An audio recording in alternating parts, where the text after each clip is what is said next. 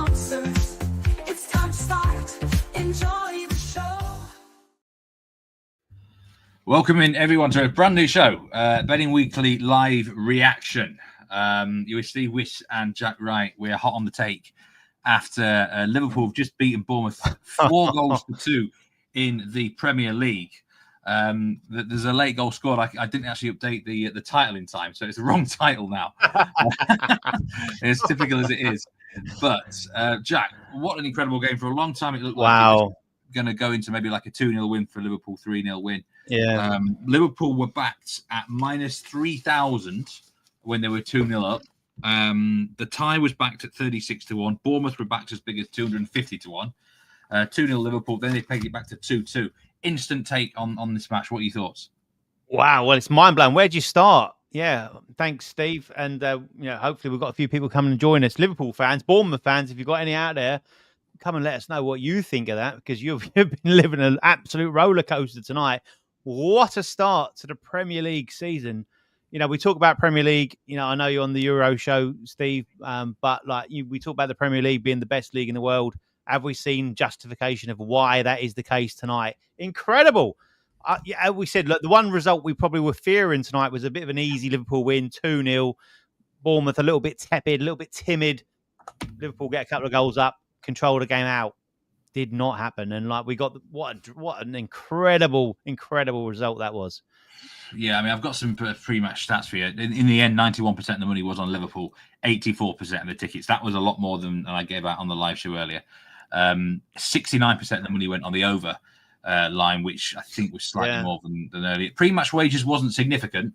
The biggest wager was $6,000 on Liverpool to win full-time on the money line at minus 312. That particular better was sweating towards the end. $3,000 on over 3.5 goals at minus 108. Liverpool money line, $2,000 at minus 141. We don't know what live bets were placed yet. We haven't got that data yet, but I'd imagine quite a lot. Leslie Mack, good to see you. Brad Elwanger, that's a new name. I'm not seeing you in here. Go Reds, he says. Billy Franklin says take a bow to the Premier League. It was a sensational start to the fixture. What are you, from a betting perspective now, Liverpool were plus 175 to win the Premier League. Do you expect those odds to change much based on that result, Jack, or not? This is a real, very, very good question, Steve, because do you know what? Going forward, we talked briefly about it off air. Obviously, we just came on just before we went live, and you were, wow, they're throwing bombs at this. Now you've got Ekitike looked superb tonight. If they bring Isak in, where does he fit into this? Is he going to sit on the bench and wait? Because Ekitike was like everything that was good about Liverpool going forward tonight. Ekitike was involved in that. Got Wirtz, who showed flashes, not quite probably what we've seen the best of him.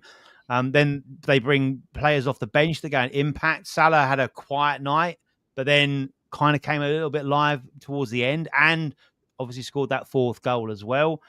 So much. But then you look at the back and you look through the middle. They're wide open. They're so dangerous. And this is exactly what we saw in pre-season. And we talked about it on the Premier League show. And both me and Nigel, I put up Liverpool to win, which looked dangerous come 87 minutes, and both teams to score. And Nigel just had both teams to score. We had it on the insider as well as both teams to score play, because Liverpool were just so open. And that's exactly what they did. Despite Arne Slot saying after that Community Shield, we need to tighten up, they were terrible. And I've got to look at Konate and go, is his mind elsewhere? Has he got to move? Is he ready to move? I think they need to sort that out. And if Gahey comes in, that's a massive upgrade. But defensively, I'd be worried. Holding a Liverpool ticket as I am, they've got to sort this defence out. They have been cut into plus 170 of Liverpool to win the Premier League. Not much of a move. I think in the end, the match kind of went as we expected. I said, I might have said on one of the live shows, or maybe privately to some of the handicappers here, I think betting on Bournemouth blind over 3.5 goals in the first 10 matches will get you profit this season because of the way they played. Defensively, I thought they were poor, but we expected that. They were quite timid, I thought, until they scored Bournemouth. But once they did get on the score sheet, there was something about them. They had the wind in their sails. They looked like the equaliser looked like it was coming. They were under pressure. Liverpool. And really, what saved them is the incredible bench they've got. They've got the depth that Liverpool have in their squad. I think that's a big advantage compared to most of their title rivals, to be honest with you, apart from perhaps Chelsea. Certainly Arsenal in that respect.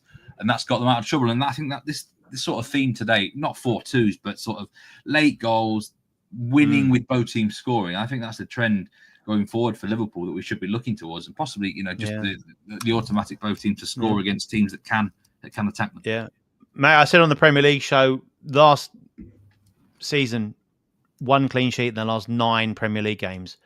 That ain't good enough for a side that is like obviously won the title. And yes, you can say the last 4 or 5 games they were over the line, but that was poor. But that's continued in pre-season and in that Community Shield and tonight. And that is a trend that has got to worry Arne Slot.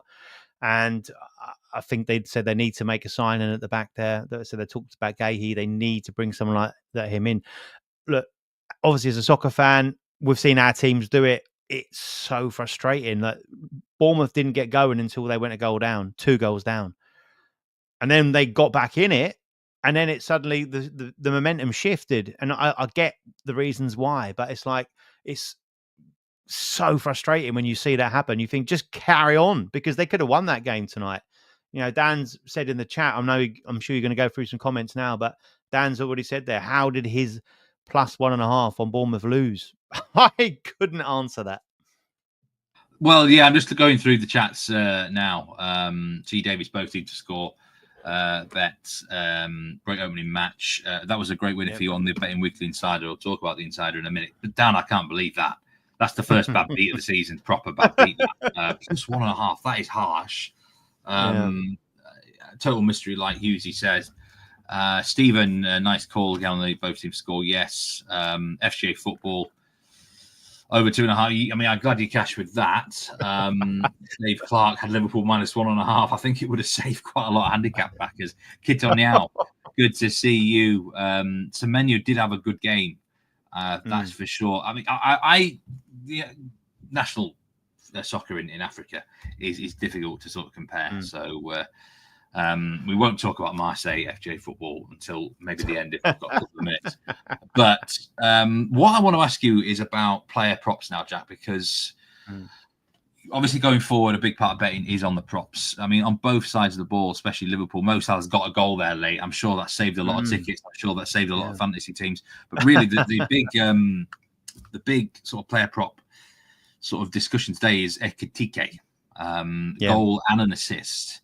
Yeah, he looked good, didn't he? He was getting into some good positions. I mean, do they really need Alexander Isak if you've got Ekitike playing like that?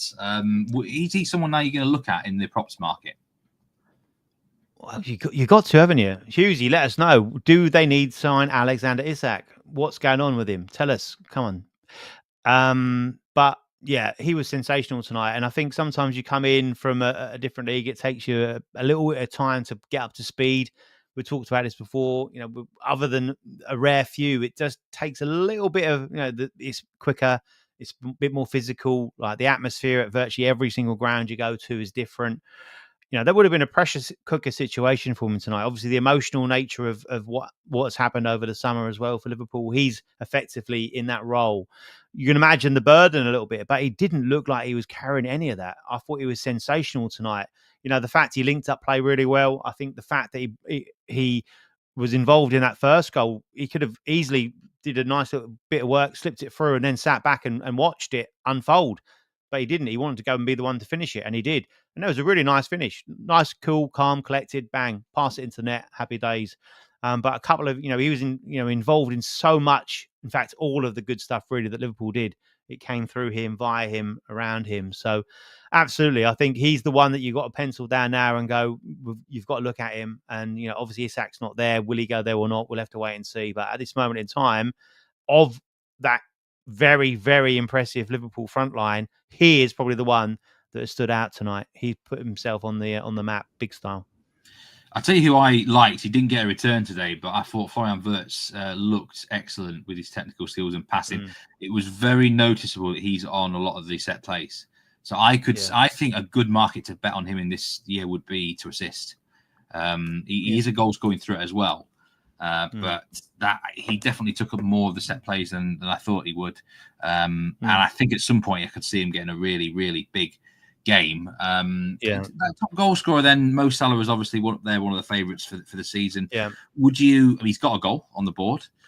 Would he be a fade for you in the top scorer market? Do you think? Yeah, I mentioned it at the start of the season that he would be, purely because of AFCON coming up, regardless of what's happened tonight. And I thought he was disappointing tonight. I thought he was on the periphery for most of the night. Yes, he got his goal at the end. And look, let's make no bones about it. The greatest goal scorers can do that. They're not really in the game, and then suddenly they get a chance. And you mentioned it; he was out of position as such, and he's got there and he scored his goal. So fair play. And there's a couple of he was obviously involved in that the Chiesa goal as well with his cross into the box, and then there was a couple of half-hearted clearances that to fall to Chiesa to score. So he was involved in that. He did come a little bit more into life probably with about 10 to go, didn't he? But I would fade him. Yeah, I think the last time he was in AFCON, he scored 18 goals.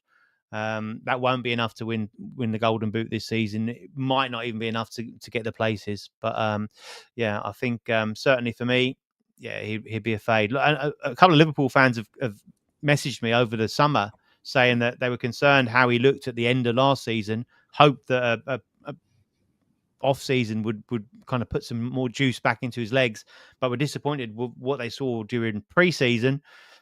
And you got to say that has kind of carried on, despite the goal. That has carried on tonight. I'd be interested again if Liverpool fans are in the chat. Let us know what you think of Salah. Just looking through the comments, unfortunately, yes, the Lewis Jones's bet over 10.5 shots for Bournemouth lost by half a shot, basically. But I kind of feared for it when they equalised. Yeah. I knew that was the 10th shot, and I thought, do you know what? There's a chance they might not have another shot now because Liverpool will just go all over them. You'd hope they'd get one on the break, but that's another bad beat. In fact, Bet Rivers nailed the shot line. I think the match shot line was 29.5. There was 29 shots.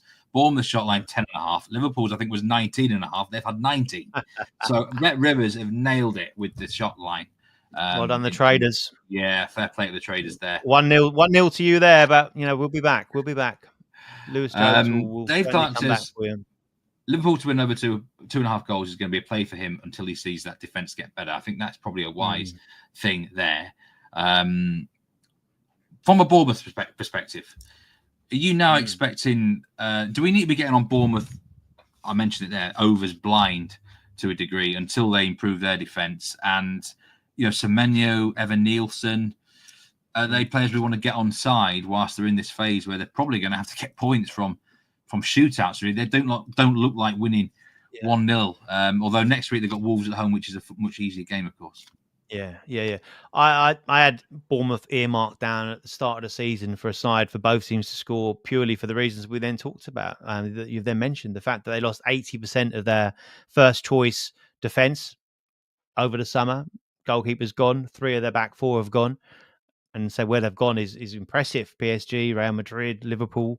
Kirkes looked like he was playing on nerves tonight, to be fair. I hope that will settle him down after he's got that out of his system tonight, flying into tackles and so on. But I think Bournemouth will concede, but they've got very exciting going forward. And Semenyo is a player that I've liked for a long time. Obviously, he was kind of honed in the EFL, playing in the Championship. He was like Bristol City and did superb stuff there. And we've cashed a few tickets on him last season, a little bit under the radar. But he's on the radar tonight, certainly. Both goals, direct, very impressive, and cool finishes as well. So, I think Evan Nielsen will come to the fore. I'll tell you an interesting selection would be if that market comes back live again, is Evan Nielsen to be the top Bournemouth goal scorer, because Semenyo, obviously now 2 goals ahead, will become the favourite.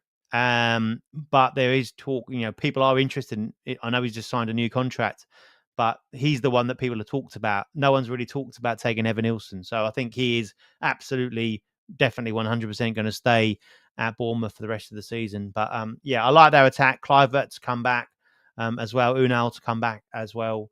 I think they've got a lot to like in those forward areas, and their defence has just got to have a little bit of time to bed in.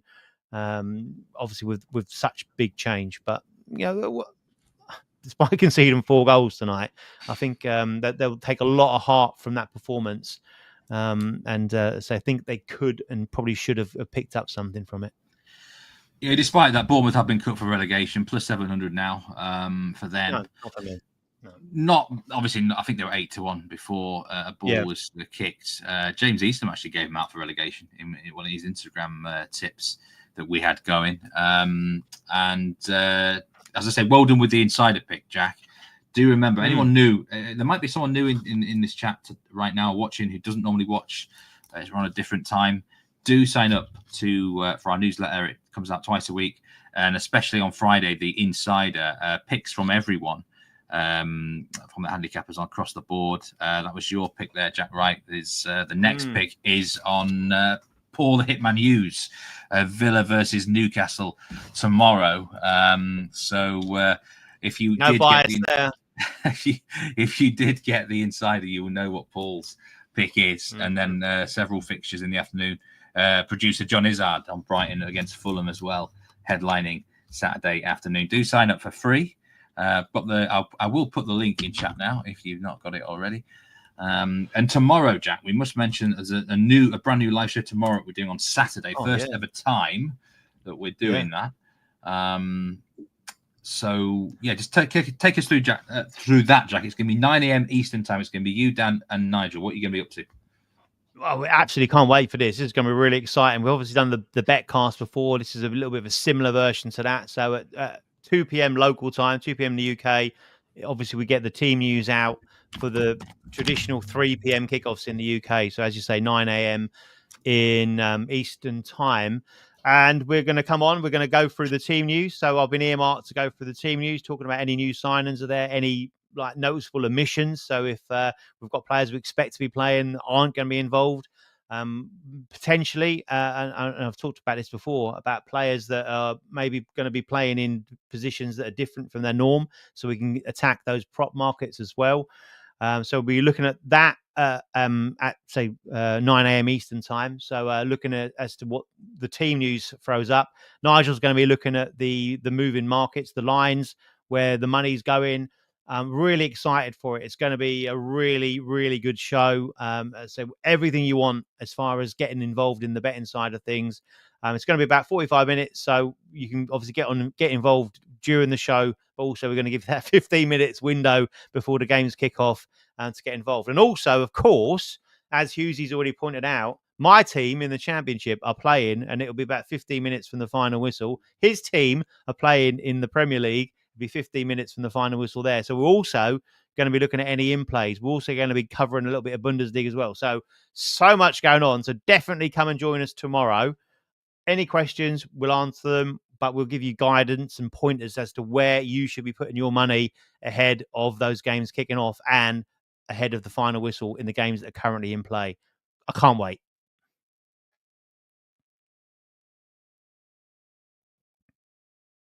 Yeah, it's going to be brilliant. Every single Saturday, 9 a.m. Eastern time, when there's Premier League action on, significant Premier League action on the Saturday.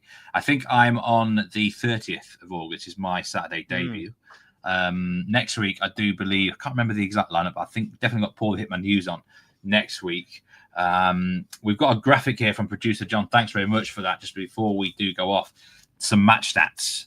The one that stands out to me there, Jack, is actually the genuine expected goals, which is effectively nearly 4 goals.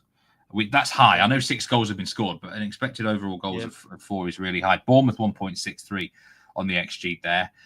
Like we said, the shots line was spot on from Bet Rivers. Big chances for Bournemouth. Match Liverpool corners. Bournemouth most corners would have been a big price today. I think probably that's what caught my eye. I think they were minus just match 3. State? Is that just simply the match state? Would you say or not? I'd probably say no, because for a long while you would say that Liverpool would have been pressing. It was tied for quite a while. So for me, I wouldn't have said it wasn't if Liverpool got an early goal and therefore Bournemouth went and chased it from 15 minutes on. You know, it was fairly over the course of the game. Like it was pretty much even for most of it. And you would have said the home side, the favourite, would have been well clear on the corners before Bournemouth then put their foot down. But yeah, I think the expected goals is big. You look at the graphic there, and it would suggest it was an absolutely fair result, and that Liverpool kind of dominated that game and deservedly won it. I don't think watching it probably translated that quite as that. But yeah, the corners was the one that caught my eye. Are Bournemouth going to get a lot of corners over the course of the season? A normally strong corner side like Liverpool, we'd normally play them blind for corners. Their line is normally 6.5, 7. As far as playing that, they've not hit that tonight. So maybe a little shift with Arne Slot, that it's not going to be quite the same Liverpool that we saw over the years with Jurgen Klopp and last season as well, where they racked up a lot of corners. But obviously, it's only game one, so note it down. Keep the powder a little bit dry. We've talked about this before as well. Don't go too mad early doors, because there's going to be a few swings before we can get right into the stats that matter. So, but yeah, but what a start. What a start. Lots to get our teeth stuck into. And yeah, a great game to watch. Brilliant Great game for the neutral.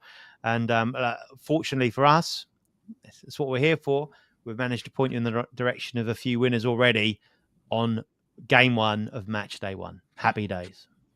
And a sort of final thing before we go off, I was going to ask you this, but I mean, Sean Coder makes a good point. A better opponent would have punished Liverpool today.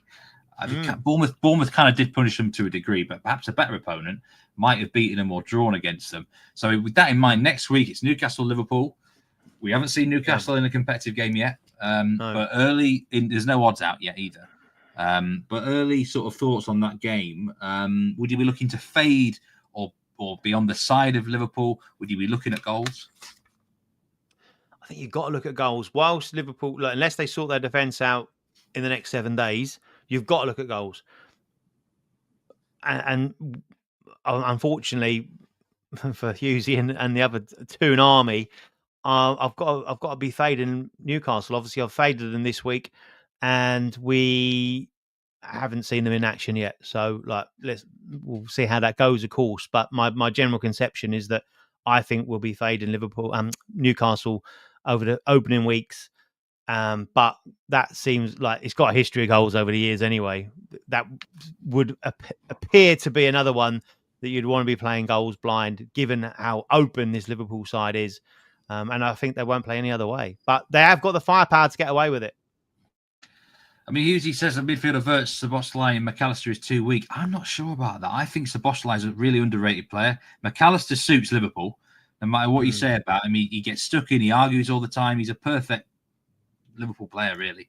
And avert his quality. Newcastle's midfield is very good. I will agree with that. I do like Newcastle midfield. So they've definitely got the physicality there. Like that Newcastle midfield is one of the best physical midfields in the Premier League. So that's going to be very, very interesting. And of course, at St James's Park, that would normally lead to having a little bit of favour as far as Newcastle. I'm going to be very interested to see what the prices look like. Obviously, that's going to depend tomorrow. If Newcastle get a positive result at Villa Park tomorrow, then we will be probably a lot more of a pick'em than if they go and get beat 4-0 there. Then you would expect Liverpool to be strong favourites for that one. So we'll look to see what happens tomorrow and Sunday and Monday. We've got such a lot to look forward to, and I can't wait. And that's not even mentioning your boys in the European action as well. Yeah, do check out Betting Weekly Extra Time. It landed a few hours ago. Me, Dan, and James. And yeah, tonight's results: Marseille somehow lost against 10 men. Gazinaga had a shocking match. The goalkeeper for Girona. Checked out some of his highlights today. He had one of the worst first halves from a goalkeeper you've ever seen. And then Villarreal. I was on overs there, Steve. I'm sorry to report. So I was quite happy with this performance. Harsh. I was on unders. I mean, what on earth is that? I mean, I know. That's never going to happen to me when I'm on an over. And then Villarreal, Oviedo, men against boys, really. Oviedo missed a penalty. It probably should be more than 2-0 to Villarreal. The match is nearly finished. It looks like Real Oviedo could be in for a long season based on what we saw. Thanks, everyone who joined live or indeed on demand. We're going to have some more of these reaction shows throughout the season. Tennis as well. So when there's like a big shock result that happens, like a Dan Robert winner, then we will be live on air. Whoa! Bam, bam, bam, bam. He's shooting. Has he dialed off his phone? only joking, Dan. That was just sort of a continuation from earlier. I've got to pick up. He's taking strays. He took some flack early on the live show. So, wow.